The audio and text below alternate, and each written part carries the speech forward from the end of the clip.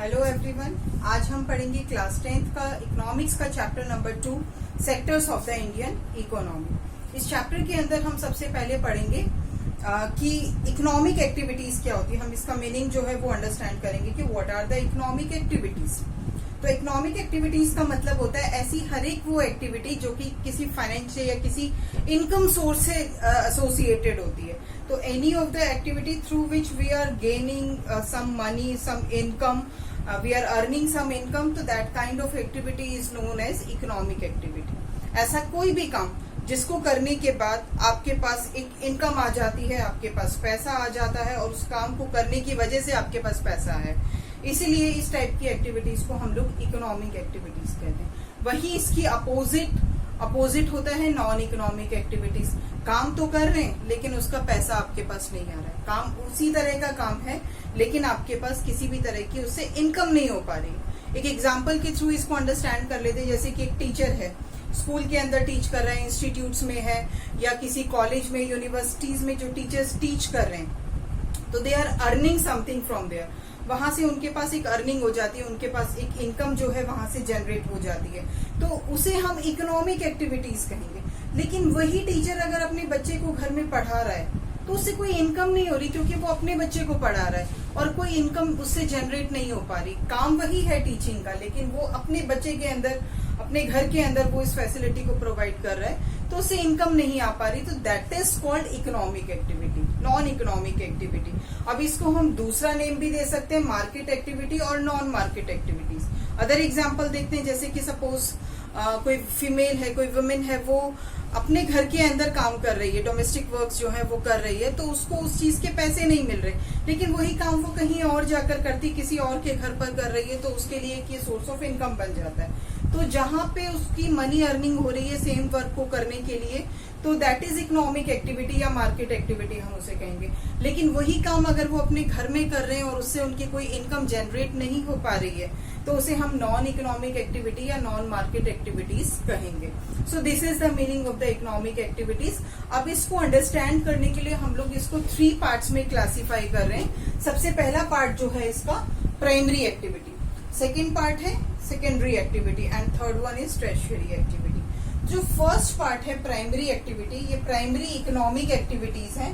तो primary economic activities क्या होती है कि ऐसा कोई भी काम जो कि डायरेक्टली अर्थ के एक्सट्रैक्शन या नेचर के एक्सट्रैक्शन या नेचुरल रिसोर्सेज के एक्सट्रैक्शन से या हमारे इन्वायरमेंट से जुड़ा हुआ है, उसे हम कहेंगे primary activities. Any of the activity which is concerned with the extraction of natural resources is known as primary activities, right. जैसे कि एग्रीकल्चर है, डायरेक्ट हम नेचुरल रिसोर्स का यूज करें, soil is a natural resource, और हम उसको cultivate करके उसको एक्सट्रैक्ट करें, उसमें से हम क्रॉप प्रोडक्शन ले रहे हैं, तो this is a kind of primary activity. Second mining है, हमने डायरेक्टली अर्थ क्रस्ट को खोदना शुरू कर दिया और वहां से हमने मिनरल्स को ऑब्टेन करना शुरू किया, तो this is called a primary activity. This is an example of primary activity. Next one is forestry. Forest को कट, अब फॉरेस्ट तो हमें नेचर ने दिया, it is a natural resource, but हम इसको डायरेक्टली कट कर रहे हैं, हम इसको यूज कर रहे हैं, तो this also includes in the primary activity. Hunting है, गैदरिंग है, फिशिंग है, इस तरह के काम जो है हम लोग प्राइमरी एक्टिविटीज के अंदर इंक्लूड करते हैं, because it is directly associated with our natural resources, with our environment. So इसीलिए हम इसको क्या कहेंगे, प्राइमरी एक्टिविटी। सबसे पहले ये एक्टिविटीज जो है वो की जाती है और बहुत पुराने टाइम से भी यही एक्टिविटीज परफॉर्म की जा रही है। अब इसके बाद हम आगे बढ़ते हैं सेकेंडरी एक्टिविटीज में।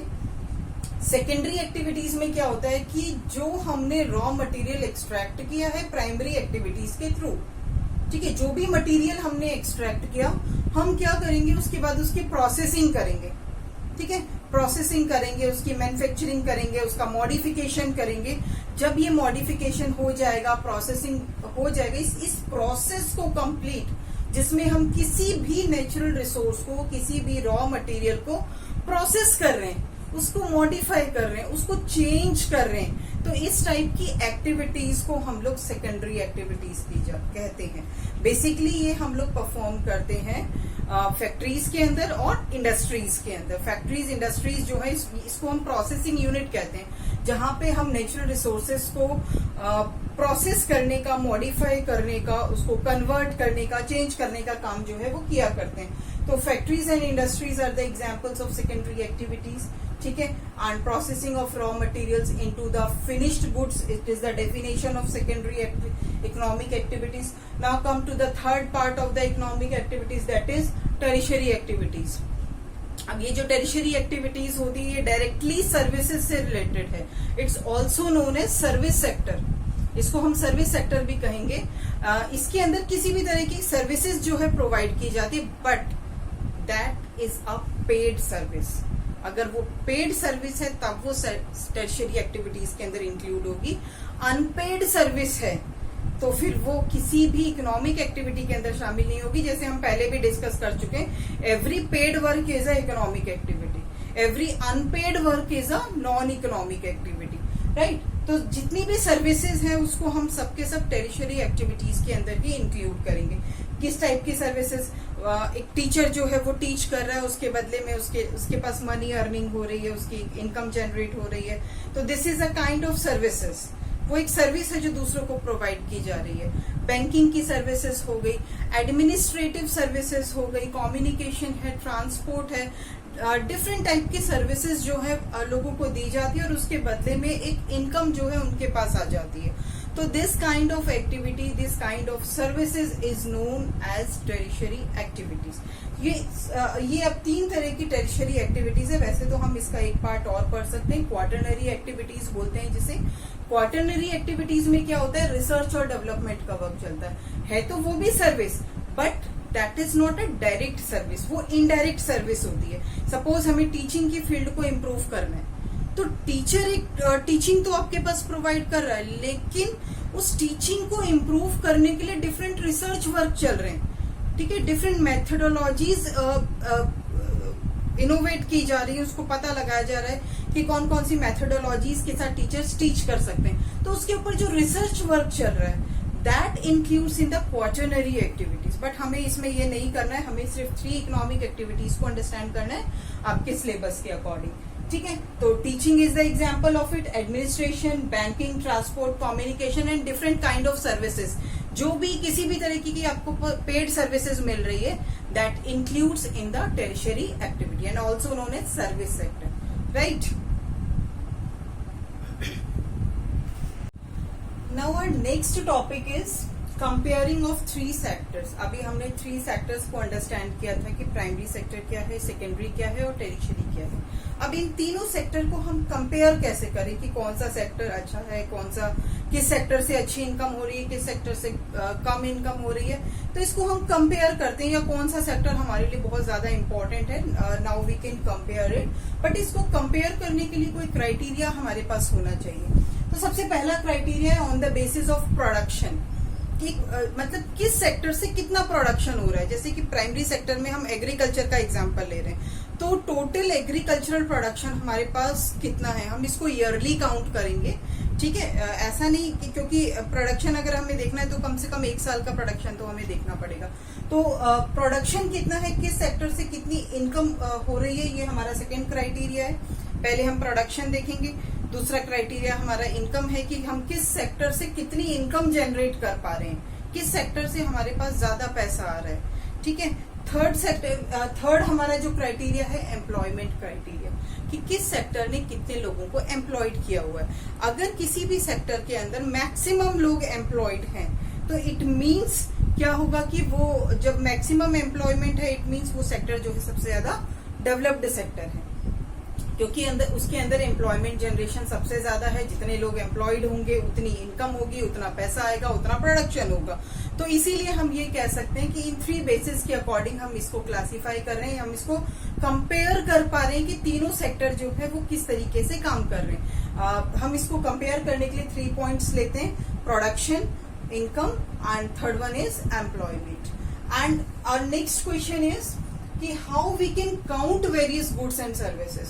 अब ये जो प्रोडक्शन हो रहा है हम इसको काउंट कैसे करें, कैसे पता लगाएं हम इस चीज को। तो इसके लिए कुछ मेथड्स होते हैं। सबसे पहले हम क्या करते हैं कि जो कुछ भी प्रोडक्शन होता है उसकी वैल्यू निकालते हैं, ठीक है। मनी, जैसे इंडिया के अंदर रुपीज है तो हम रुपीज में उसकी वैल्यू निकालेंगे कि किस प्रोडक्ट की कितनी वैल्यू, क्योंकि हम ये जानते हैं, अगर मैं सर्विस का भी एग्जांपल लेती हूँ तो हर तरह की सर्विसेज की एक वैल्यू होती है कि किस जॉब को कितना पैसा मिल रहा है, किस काम को करने से कितना पैसा मिलता है, तो वो उसकी वैल्यू हो गई, वो उसका वर्थ हो गया। ठीक है, तो हम किसी भी गुड्स और सर्विसेज की वैल्यूज निकालेंगे। ठीक है, तो this is the first method to count various goods and services. Second method, final goods and services should be included. अब यहाँ पे थोड़ा सा फर्क है, जैसे सपोज मैं एक एग्जांपल ले लेती हूँ वीट का। ठीक है, कि किसी के पास वीट का जो प्रोडक्शन हुआ है, मान लीजिए 80,000 रुपीज का वीट प्रोडक्शन हुआ है। अब ये 80,000 का वीट प्रोडक्शन जो है, अगर वो सीधा मार्केट में आता है तो वो 80,000 की उसकी वैल्यू है। अगर उस 80,000 में से कुछ अमाउंट जो है फैक्ट्रीज इंडस्ट्रीज के पास चला जाता है, ठीक है, और वो उसकी प्रोसेसिंग कर देते हैं, तो वहां से वो प्रोडक्ट जो है वो रिड्यूस हो गया और फैक्ट्रीज इंडस्ट्रीज के पास जाकर वो सेकेंडरी सेक्टर में आ गया। ठीक है, क्योंकि उस प्रोडक्ट की, उस वीट की प्रोसेसिंग हुई है और फैक्ट्रीज ने उसको बिस्किट में कन्वर्ट कर दिया। ठीक है, बिस्किट में कन्वर्ट करने के बाद उसकी वैल्यू जो है वो बढ़ जाएगी। ठीक है तो वीट उतना ही, लेकिन उसकी प्रोसेसिंग करने के बाद उसकी वैल्यू जो है वो इंक्रीज हो गई। इंक्रीज होने के बाद उससे अमाउंट जो है वो ज्यादा आएगा।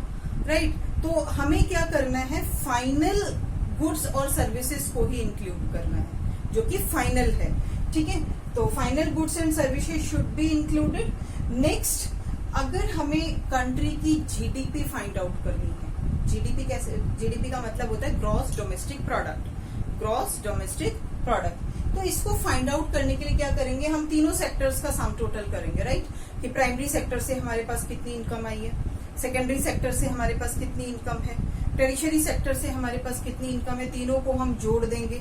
ठीक है, तो it becomes the GDP for the country. अब ये जीडीपी मैनेज कौन सा डिपार्टमेंट हमारी कंट्री में करता है, तो इसके लिए जो जीडीपी है, सेंट्रल गवर्नमेंट मिनिस्ट्री जो है इसके लिए रिस्पॉन्सिबल होती है, वो इसकी अंडरटेकिंग करती है।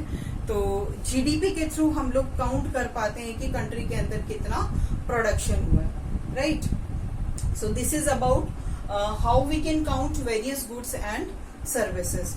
तो आई होप ये वाला टॉपिक आपको समझ में आ गया होगा। So our next topic is historical change in the sectors, कि हमारा ये जो सेक्टर्स हैं इसके अंदर क्या हिस्टोरिकल चेंजेस आया, सबसे पहले कौन सा सेक्टर आया, देन कौन सा डेवलप्ड हुआ, और ऐसा डेवलपमेंट होने के पीछे क्या रीजन रिस्पॉन्सिबल है, वो हम इस टॉपिक के अंदर पढ़ेंगे। सबसे पहले हमारे पास जो था वो प्राइमरी सेक्टर था। हम अगर बिल्कुल अर्ली एज से भी पढ़ते हैं तो जो अर्ली ह्यूमंस थे वो भी प्राइमरी एक्टिविटीज किया करते थे। प्राइमरी एक्टिविटीज लाइक एग्रीकल्चर उन्होंने जब करना सीखा तो सबसे पहले प्राइमरी एक्टिविटीज उन्होंने की, जैसे कि हंटिंग था, फिशिंग था, एग्रीकल्चर थी, फॉरेस्ट्री थी, गैदरिंग का वर्क जो किया करते थे। तो ये सब के सब प्राइमरी एक्टिविटीज के अंदर इंक्लूड होता है और बहुत लंबे टाइम। लेकिन जैसे जैसे डेवलपमेंट शुरू हुआ, इसके जो प्रोडक्ट होते थे उनको हम डायरेक्टली पहले तो कंज्यूम कर लिया करते थे, लेकिन कहते हैं जैसे जैसे हमारी जरूरत बढ़ने लगी तो हमने क्या किया कि इन प्रोडक्ट्स को हमने मॉडिफाई करना शुरू किया, मैन्युफैक्चरिंग शुरू कर दी। ठीक है, जैसे सपोज वीट प्रोड्यूस हुआ तो हमने उसको फ्लोर में कन्वर्ट करके कोई डिफरेंट प्रोडक्ट्स बना लिए उससे। तो ये एक तरह की सेकेंडरी एक्टिविटी हो गई और उस वीट का प्रोसेस भी हो गया, मैन्युफैक्चरिंग भी हो गई डिफरेंट प्रोडक्ट्स की। तो इस तरीके से प्राइमरी सेक्टर से हम आ गए सेकेंडरी सेक्टर पर। अब फैक्ट्रीज इंडस्ट्रीज जो है वो ओपन होने लगी, क्योंकि ये एक प्रोसेसिंग यूनिट्स थी और यहाँ पर कंप्लीटली प्रोसेसिंग का वर्क, जो मैन्युफैक्चरिंग का वर्क जो है वो किया जाता था। राइट, तो इस तरीके से हमारा प्राइमरी सेक्टर भी धीरे धीरे करके डेवलप होने लगा, डिफरेंट मेथड्स यूज किए जाने लगे इसको डेवलप करने के लिए। और इसी के साथ साथ हमारी मैन्युफैक्चरिंग यूनिट यानी कि सेकेंडरी सेक्टर भी डेवलप होने लगा, क्योंकि जरूरत थी सेकेंडरी सेक्टर को भी डेवलप करने की। एक प्राइमरी सेक्टर भी तभी डेवलप होता है जब हमारा सेकेंडरी सेक्टर डेवलप होगा, तो दोनों ही साथ साथ आगे बढ़ने लगे। अब प्राइमरी सेक्टर की अगर बात करें तो उस टाइम मैक्सिमम पर्संस जो है वो प्राइमरी सेक्टर्स के अंदर इन्वॉल्व होते थे, प्राइमरी एक्टिविटी के अंदर इन्वॉल्व होते थे। लेकिन धीरे धीरे करके जरूरत होने लगी कि हमें इन पर्संस को और भी कोई जॉब मिल जाए और कोई काम मिल जाए, क्योंकि एग्रीकल्चरल एक्टिविटी ऐसी थी कि फैमिली के कुछ मेंबर्स तो काम कर लिया करते थे लेकिन बाकी मेंबर्स जो है वो काम नहीं कर पाते।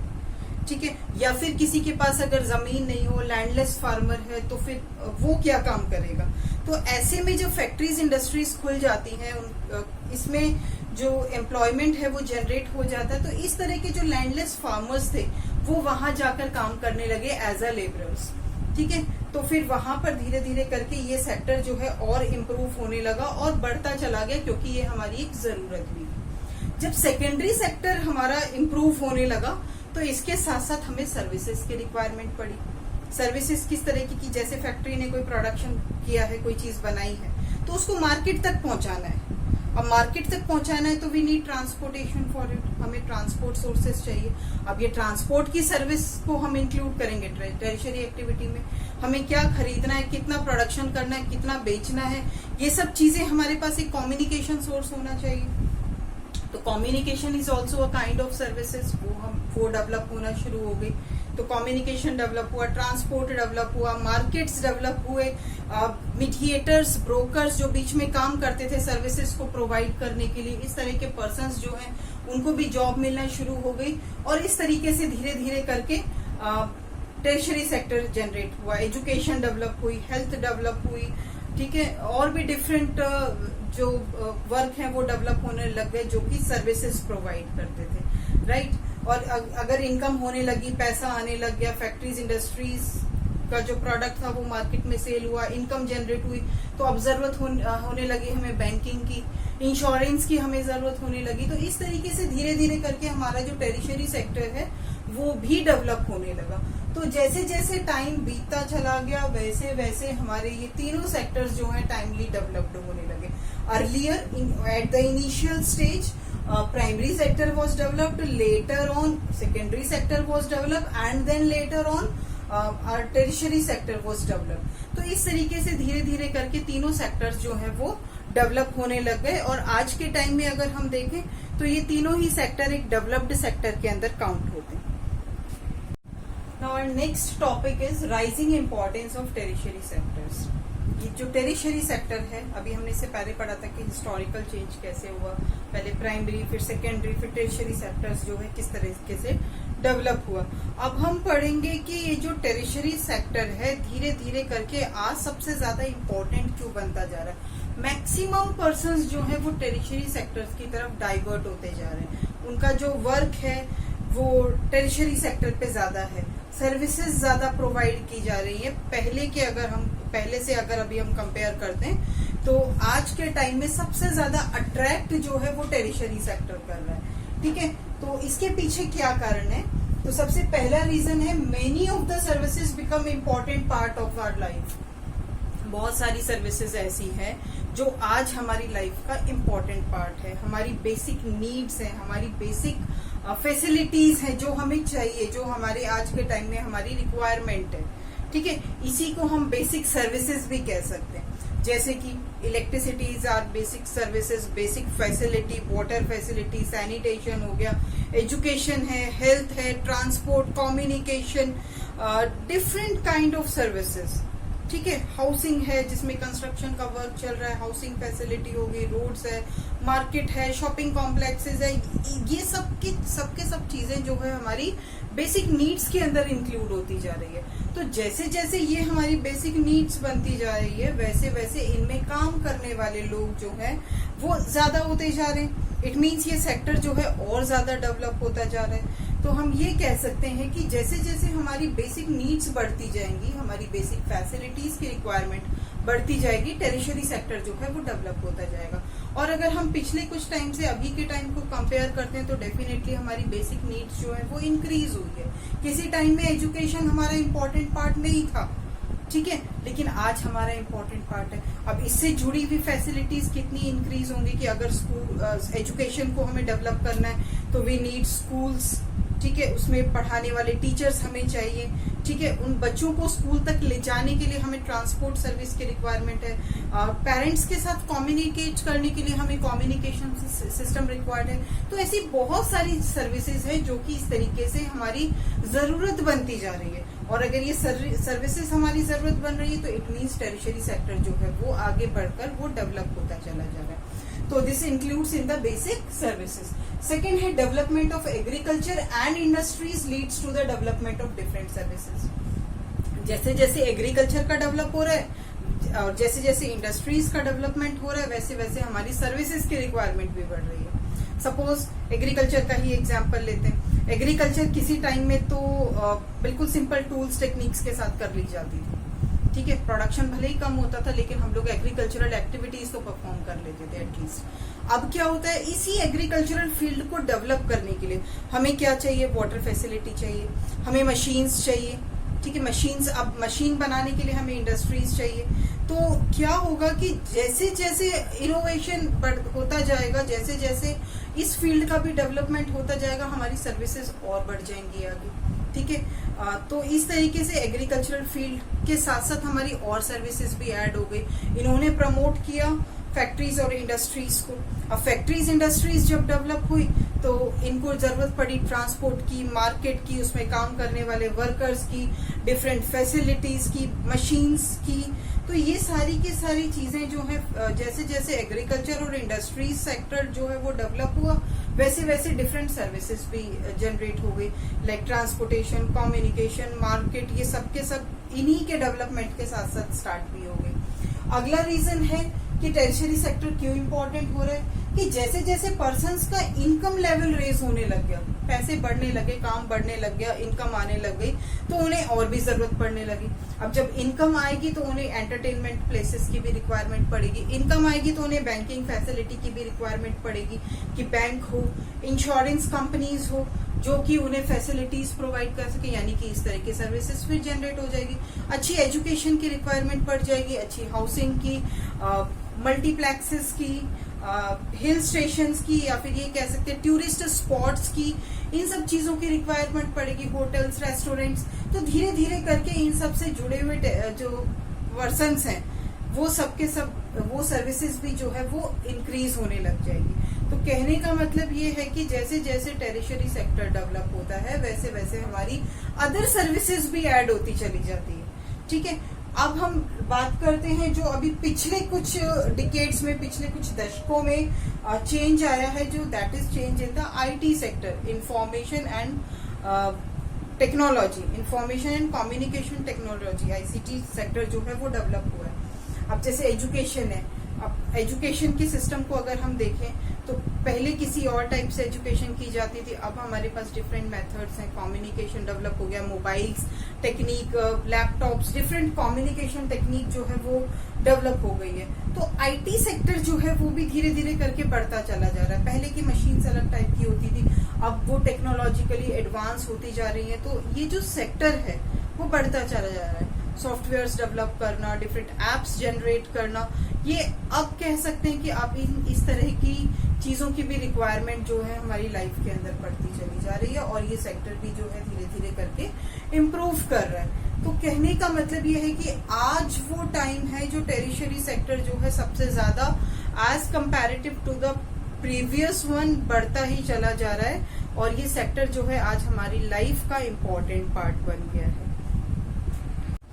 टेरिशरी सेक्टर की इतनी इम्पोर्टेंस बढ़ती जा रही है, बट स्टिल आज भी हम ये कह सकते हैं कि maximum persons from India they are engaged in the primary activities. आज भी बहुत ज्यादा लोग जो है वो प्राइमरी एक्टिविटीज के अंदर इन्वॉल्व है। इसी के लिए हमारा एक क्वेश्चन बनता है, where most of the people are employed. हमारी कंट्री के अंदर ज्यादातर लोग जो है वो किस तरह की एक्टिविटीज में इन्वॉल्व है। तो हम लोग कह सकते हैं इसके अंदर इंडिया की half of the population, approximate 50% population वो इन्वॉल्व है, इंगेज्ड है प्राइमरी एक्टिविटीज के अंदर। रेस्ट जो पॉपुलेशन है, रेस्ट 50% के अंदर हम लोग सेकेंडरी और टर्शियरी सेक्टर्स को इंक्लूड करते हैं। अब ऐसा क्यों है कि दो सेक्टर हमारी 50% पॉपुलेशन को एंगेज किए हुए, और केवल अकेला एक ही सेक्टर 50% पॉपुलेशन को जो है वो एंगेज किया हुआ है। इसके पीछे क्या रीजन है कि प्राइमरी सेक्टर के अंदर ज्यादातर लोग वो काम करते हैं जो कि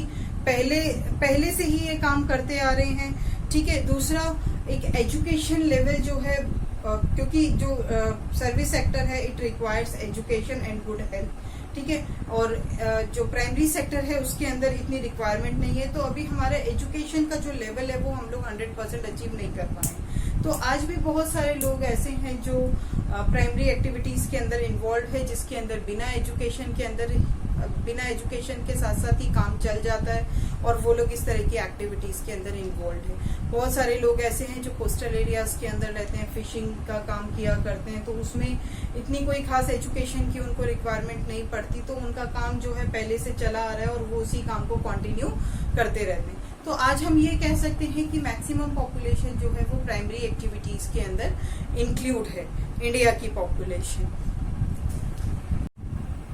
अब हमारा अगला टॉपिक है टाइप्स ऑफ अनएम्प्लॉयमेंट। अनएम्प्लॉयमेंट के कितने टाइप्स होते हैं? सबसे पहला टाइप है casual unemployment. Casual in the sense daily basis पे जो अनएम्प्लॉयमेंट होता है। फॉर एग्जाम्पल, किसी पर्सन के पास आज जॉब है, डेली बेसिस पे वो काम कर रहा है, आज काम है उसके पास और कल किसी रीजन से वो काम नहीं कर पाया, तो उसके पास कल जो है वो इनकम नहीं आएगी। That is insecure unemployed person, कि उसके पास आज काम कर रहा है, कल उसे काम मिले ना मिले, परसों उसे काम मिले ना मिले, तो वो डेली बेसिस पे काम कर रहा है। अगर जिस दिन काम किया उस दिन उसके पास पैसे आए, जिस दिन उसने काम नहीं किया किसी भी सर्कमस्टांस या किसी भी प्रॉब्लम की वजह से, तो अगले दिन उसके पास पैसे नहीं आएंगे। तो इस तरह का पर्सन जो कि डेली बेसिस पे काम करता है उसे हम कहते हैं casual unemployed person. Second category आती है हमारी अनएम्प्लॉयमेंट की, this is chronic unemployment. Chronic का मतलब होता है ऐसा पर्सन, या फिर क्रोनिक का ये मीनिंग है कि लॉन्ग टर्म से जो पर्सन अनएम्प्लॉयड है, ठीक है, हो सकता है किसी रीजन की वजह से उसके पास काम नहीं है, या किसी डिजीज की वजह से उसके पास काम नहीं है, या any of the XYZ reason कि उसके पास काम नहीं है, ठीक है, वो अनएम्प्लॉयड है बहुत ही लंबे टाइम पीरियड से। तो इस टाइप के अनएम्प्लॉयमेंट सिचुएशन को हम कहेंगे क्रोनिक अनएम्प्लॉयमेंट। नेक्स्ट है आपका सीजनल अनएम्प्लॉयमेंट। सीजनल का मतलब है, सीजनल या साइक्लिक भी हम इसे कह सकते हैं, कि किसी पर्टिकुलर सीजन में तो पर्सन के पास काम है, लेकिन कुछ सीजन में उसके पास काम नहीं होता। जैसे कि हम लोग एग्रीकल्चरल एक्टिविटीज ले सकते हैं, कि एग्रीकल्चरल एक्टिविटी में ग्रोइंग और हार्वेस्टिंग के टाइम तो लेबर्स के पास काम होता है, लेकिन जब ग्रोइंग और हार्वेस्टिंग पीरियड खत्म होता है, जब वो क्रॉप पककर तैयार हो रही है, उस टाइम पीरियड में उनके पास कोई काम नहीं होता। तो ऐसे टाइम पीरियड में ऐसे लेबर्स के पास कोई काम नहीं है, वो अनएम्प्लॉयड हो जाते हैं। तो सीजन के टाइम पे तो उन्हें काम मिल रहा है, बाकी टाइम में वो अनएम्प्लॉयड है। तो ऐसी सिचुएशन को हम क्या कहेंगे? सीजनल अनएम्प्लॉयमेंट या फिर साइक्लिक अनएम्प्लॉयमेंट। अगला आता है डिस्गाइज्ड अनएम्प्लॉयमेंट का मतलब होता है कि काम तो हो रहा है एक काम हो रहा है, लेकिन उसके अंदर इन्वॉल्वमेंट, इंडल्ज्ड जो है वो मैक्सिमम पर्सन है।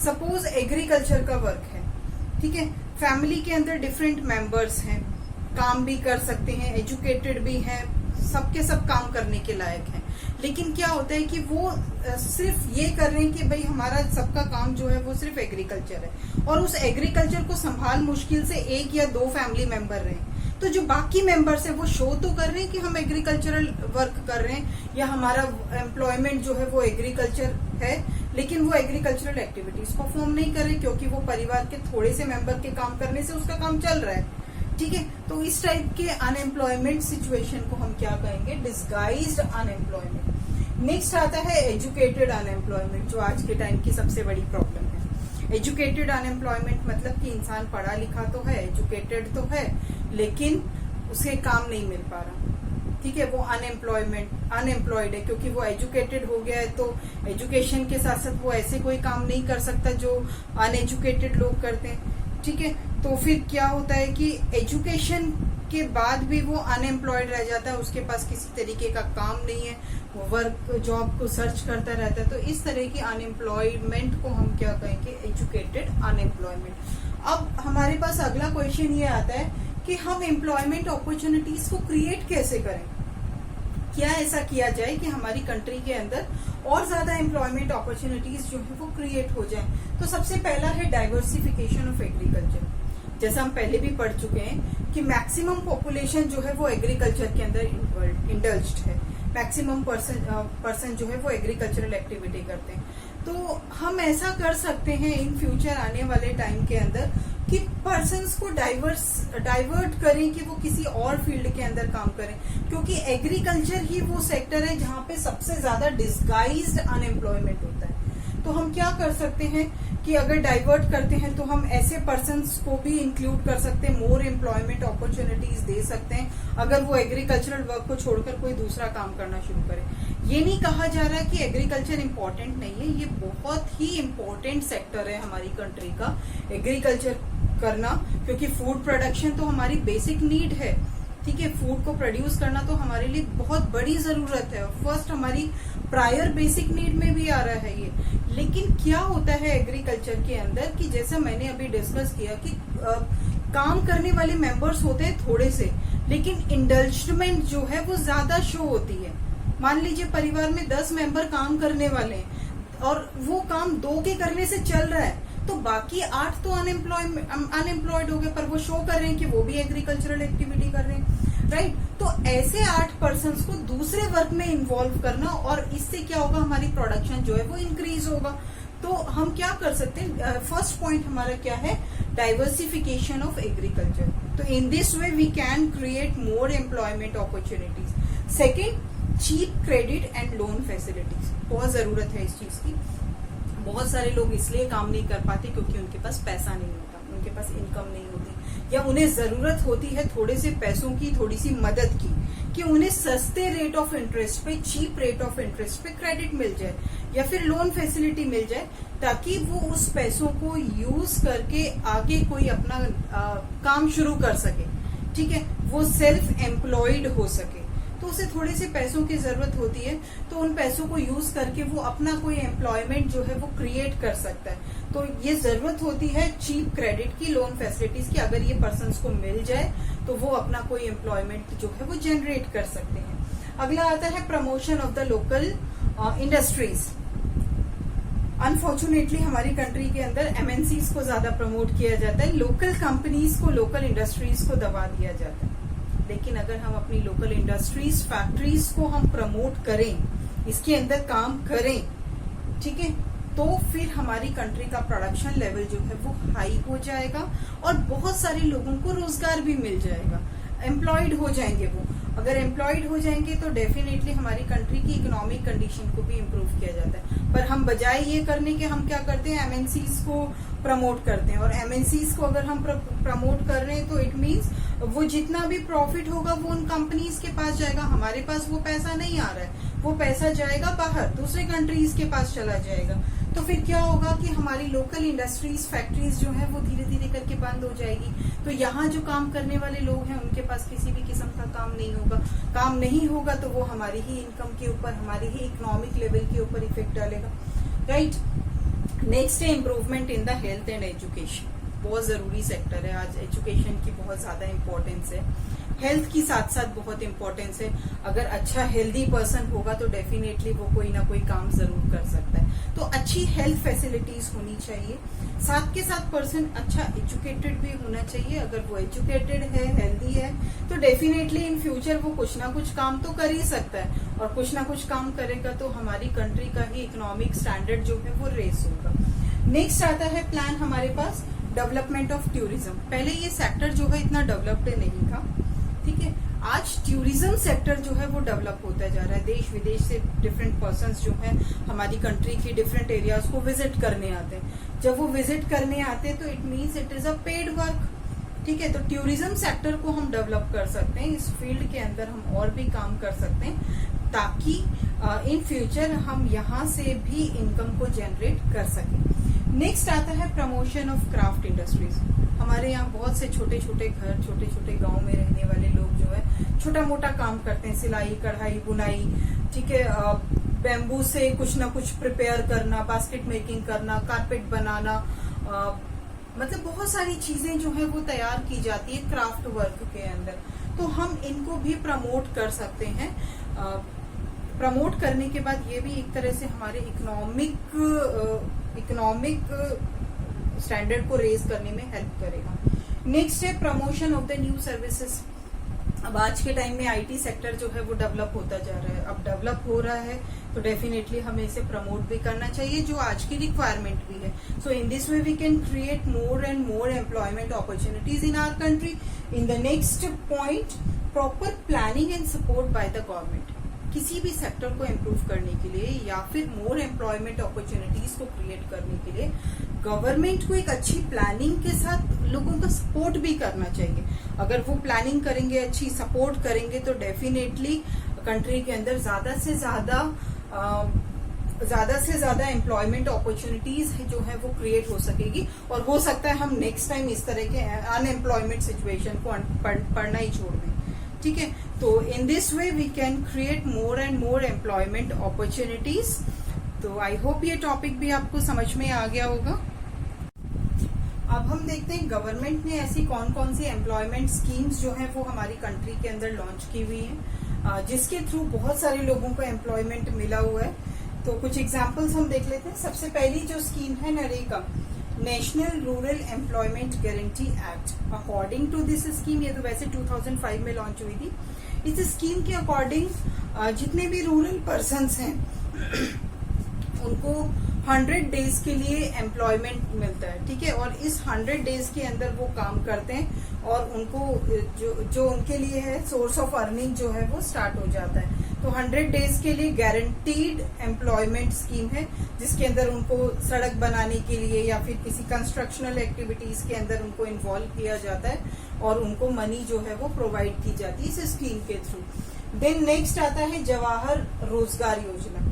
इस स्कीम में भी जो रूरल पर्सन है उनको किसी तरह का रोजगार जो है वो प्रोवाइड किया जाता है. इसके अलावा स्किल डेवलपमेंट प्रोग्राम्स भी होते हैं, जिसके अंदर अर्बन एरियाज में रहने वाले अनएम्प्लॉयड पर्सन्स को पर्टिकुलर ट्रेनिंग एंड ट्रेनिंग जो है प्रोवाइड की जाती है और उसके बाद उनको हेल्प करके, फाइनेंशियली हेल्प कर उनका कोई ना कोई काम जो है वो स्टार्ट करवा दिया जाता है और वो अपने उसके साथ अपने वर्क को आगे बढ़ाने के लिए आगे मेहनत कर सकते हैं, आगे काम भी कर सकते हैं और इसका सपोर्ट जो है गवर्नमेंट साइड से उनको मिल जाता है. नेक्स्ट है प्रधानमंत्री स्वरोजगार योजना. किसी को अगर अपना सेल्फ एम्प्लॉयमेंट स्टार्ट करना है तो प्रधानमंत्री स्कीम है, प्राइम मिनिस्टर की स्कीम है, जिसके अंदर वो अपना सेल्फ एम्प्लॉयमेंट जो है वो क्रिएट कर सकता है और सपोर्ट जो है गवर्नमेंट साइड से मिलता है. नेक्स्ट स्कीम है national rural employment guarantee scheme, same for the same, and the rural landless employment guarantee scheme.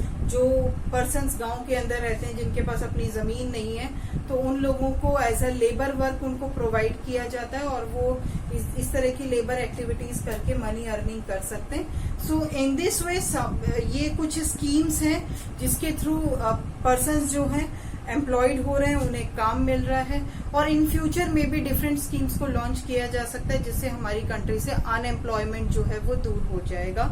इसके लिए गवर्नमेंट जो है वो बराबर कोशिश कर रही है. Now our next topic is classification of sectors. अब हम सेक्टर्स को क्लासिफाई करेंगे, ये लास्ट टॉपिक है इस चैप्टर का. सबसे पहले आता है हमारा नेचर ऑफ एक्टिविटी. उसके अकॉर्डिंग अगर हम क्लासिफाई करें तो we are having 3 categories, primary sector, secondary sector and tertiary sector, जो हम चैप्टर की शुरुआत में ऑलरेडी डिस्कस कर चुके हैं. अगला आता है हमारा ओनरशिप के अकॉर्डिंग हम लोग सेक्टर्स को कैसे क्लासिफाई करें. तो we are having 2 kind of sectors, public sector and private sector. Public sector, इसकी जो ओनरशिप होती है वो गवर्नमेंट के पास है, कंट्रोल जो है गवर्नमेंट के पास होता है. और जो प्राइवेट सेक्टर है ये किसी प्राइवेट इंडिविजुअल के पास, किसी ग्रुप के पास, किसी सोसाइटी के पास जो कि प्राइवेट है उनके पास हो सकता है. तो ओनरशिप के अकॉर्डिंग हम ये क्लासिफाई कर रहे हैं. It is controlled and owned by the government. ठीक है, run by the government also and it is run by the private individual person, right. तो ये ओनरशिप के अकॉर्डिंग है. अब उनको कैसे रन करना है, कैसे करना है, ये इनके रूल्स रेगुलेशंस ये अपने आप ही तय करते हैं. अगला जो हमारा क्लासिफिकेशन है, it is based on the working conditions. Working conditions के अकॉर्डिंग अगर हम इन सेक्टर्स को क्लासिफाई करें तो it is classified as organised sector and unorganised sector. Organised and unorganised sector. अब क्या डिफरेंस होता है ऑर्गेनाइज्ड सेक्टर और अनऑर्गेनाइज्ड सेक्टर के अंदर, तो इसके लिए कुछ की पॉइंट्स मैंने लिखे. सबसे पहला की पॉइंट है वेजेस. ऑर्गेनाइज्ड सेक्टर में देखें तो the persons are getting proper wages, उनके पास प्रॉपर वेजेस होते हैं. नेक्स्ट है वर्किंग आवर्स के अकॉर्डिंग उनके जो फिक्स्ड वर्किंग आवर्स होंगे ऑर्गेनाइज्ड सेक्टर में, और जो अनऑर्गेनाइज्ड सेक्टर है उनके अंदर कोई भी फिक्स वर्किंग आवर नहीं होगा। कितने भी टाइम के लिए पर्सन से काम करवाया जा सकता है, हो सकता है ये लॉन्ग वर्किंग आवर्स भी हो। नेक्स्ट है जॉब सिक्योरिटी। ऑर्गेनाइज्ड सेक्टर के अंदर पर्सन जो है जॉब सिक्योर्ड होता है, उसको ये डर नहीं होता कि कब उसके हाथों से जॉब चली जाएगी। अनऑर्गेनाइज्ड सेक्टर में क्या होगा कि पर्सन जो है जॉब सिक्योर नहीं होगा, उसे हमेशा ये डर बना रहेगा कि कहीं उसकी जॉब जो है उसके हाथों से चली ना जाए, कहीं उससे कोई छोटी सी गलती ना हो जाए जिसकी वजह से उसे जॉब से निकाल दिया जाए, तो वो पर्सन जो है इनसिक्योर रहेगा, राइट। तो उसकी जो जॉब सिक्योरिटी है अनऑर्गेनाइज्ड में नहीं है और ऑर्गेनाइज्ड सेक्टर में जॉब सिक्योरिटी है। नेक्स्ट आता है लीव्स, छुट्टियां, हॉलीडेज, ठीक है। तो ये क्या होता है कि ऑर्गेनाइज्ड सेक्टर के अंदर तो पर्सन्स को प्रॉपर लीव्स मिलती है, ठीक है, पेड हॉलीडेज उसे प्रोवाइड मिलती है, लेकिन अनऑर्गेनाइज्ड सेक्टर के अंदर अगर पर्सन छुट्टियां लेता है या लीव्स अप्लाई करता है तो उसकी सैलरीज के अंदर से डिडक्शन हो जाया करता है। तो ये अनऑर्गेनाइज्ड सेक्टर में और ऑर्गेनाइज्ड सेक्टर में की पॉइंट लीव्स के अकॉर्डिंग क्लासिफिकेशन है। नेक्स्ट क्लासिफिकेशन है फैसिलिटीज के अकॉर्डिंग। अब फैसिलिटीज जो है ऑर्गेनाइज्ड सेक्टर में ज्यादा मिलती है। सपोज पर्सन बीमार हो जाए तो उसको मेडिकल फैसिलिटी मिल जाएगी, उसे कभी अचानक छुट्टियों की जरूरत पड़ जाए तो उसे अचानक छुट्टियां मिल जाएंगी, ठीक है। इसके साथ साथ डिफरेंट फैसिलिटीज जो है उसको प्रोवाइड की जाती है, जैसे ट्रांसपोर्ट की फैसिलिटी उसे मिलेगी, उसका किराया जो है वो नहीं लगेगा। इसके साथ साथ उसे मेडिकल फैसिलिटीज मिल जाएंगी, अलाउंसेज उसे मिलते हैं, ठीक है। तो इस तरह की फैसिलिटीज जो है ऑर्गेनाइज्ड सेक्टर में मिलती है, लेकिन अनऑर्गेनाइज्ड सेक्टर में ऐसा नहीं है।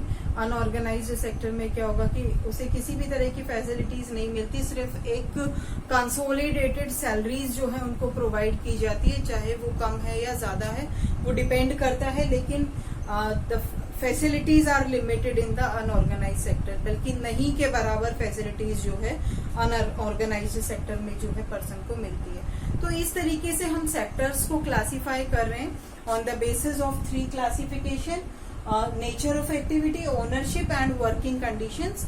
आई होप आपको तीनों क्लासिफिकेशन समझ में आ गया होगा और ये चैप्टर भी आपको बहुत अच्छे से क्लियर हो गया होगा। Thank you very much.